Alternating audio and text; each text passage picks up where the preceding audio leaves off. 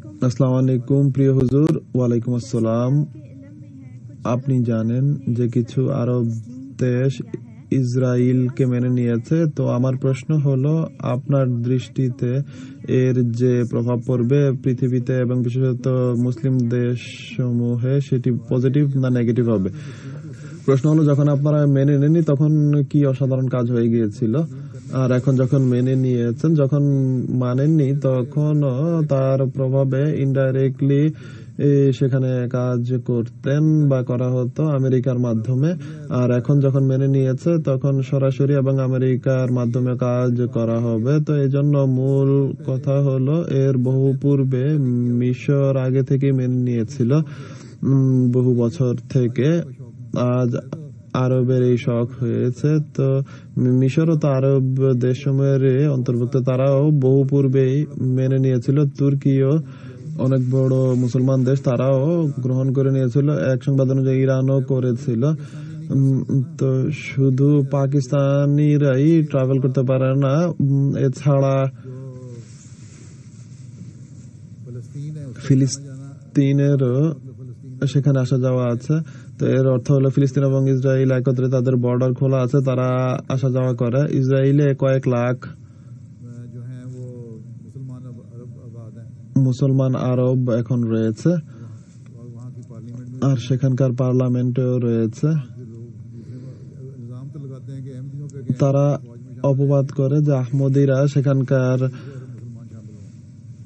সেনাবাহিনীতে অন্তর্ভুক্ত। আহমদিরা নয়, বরং সেখানে হয়তো অন্যান্য আরব মুসলমান থাকতে পারে। তো পূর্ব থেকেই না জানতে কাজ হচ্ছিল, এখন কিছুটা জানা গেছে, অন্যরাও দেখতে পাচ্ছে। তো যে না মেনে কোনো লাভ হচ্ছে না, তো তার চেয়ে মেনে নাও। তো মূল কথা হলো যে ইসরায়েল যদি অন্যায় করে তাহলে এর ফলে তাদের কাছ থেকে জমি কেড়ে নেওয়া হবে। এটি আল্লাহ তাআলা কোরআন শরীফে বলেছেন, 2 বার হয়েছে, 3য় বার হবে না। কিন্তু তা কোনো যুদ্ধের মাধ্যমে কেড়ে নেওয়া হবে না। তারা মেনে নিক বা না নিক, মুসলমানদের নিজেদের অবস্থা উন্নত করতে হবে দোয়ার মাধ্যমে। আল্লাহ তাআলা বলেছেন যে দোয়ার মাধ্যমে আল্লাহ তাআলার সামনে বিনত হলে, নিজেদের অবস্থায় পরিবর্তন সাধন করলে আল্লাহ তাআলা ইসরায়েলের উপর বিজয় দিবেন, আর সেটি কোনো যুদ্ধের মাধ্যমে হবে না।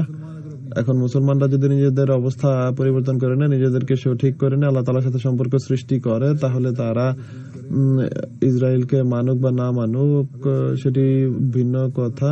যদি ইসরায়েল এভাবেই সীমালঙ্ঘন করতে থাকে তাহলে আল্লাহ তাআলা নিজে ব্যবস্থা নেবেন। মুসলমানরা কি করবে সেটিকে মানুক বা না মানুক, এটি একটি রাজনৈতিক বিষয়।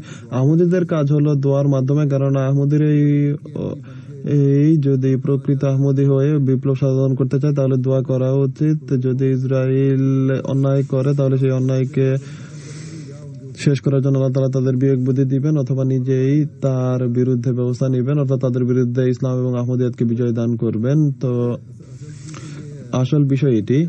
বাকি সব রাজনৈতিক ইস্যু পূর্বে না মেনে তাদের কথা মানত, আর এখন মেনে তাদের সাথে চুক্তি করবে। সর্বোচ্চ এটি হবে যে পূর্বে বিশেষ ভিসা নিয়ে আরব কেউ ইসরায়েল যেত, আর এখন তারা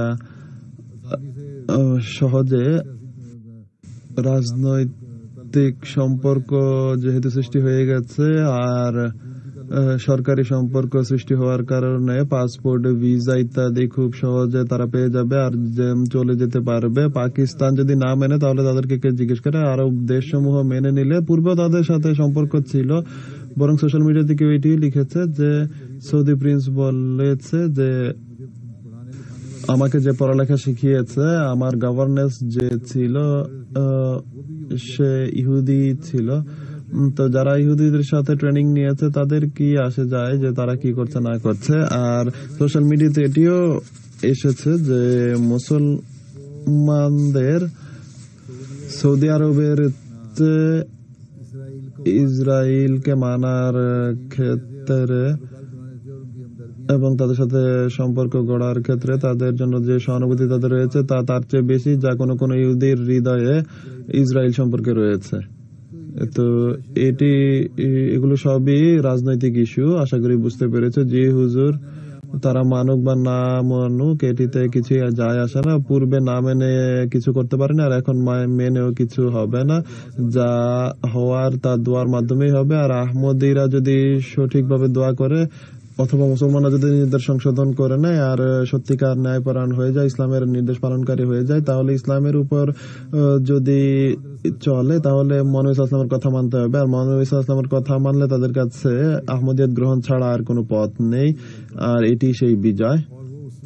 আর তা তখন হবে যখন যদি ইসরায়েল অন্যায় করে থাকে মুসলমানদের উপর আর তারা সীমা ছাড়িয়ে যায়, তাহলে আল্লাহ তাআলা নিজেই তাদের পথ বন্ধ করবেন আর তারা নিজেরাই শেষ হবে। আর যদি তারা সংশোধন করে এবং নিজেদের দায়িত্ব পালন করে, তাহলে এদের যে দেশ রয়েছে তা প্রতিষ্ঠিত থাকবে যতক্ষণ তারা ন্যায়পরায়ণ থাকবে। আর যখন অন্যায় করবে তখন ধ্বংস হয়ে যাবে। আমি তো এটি জানি। জাযাকাল্লাহ হুজুর।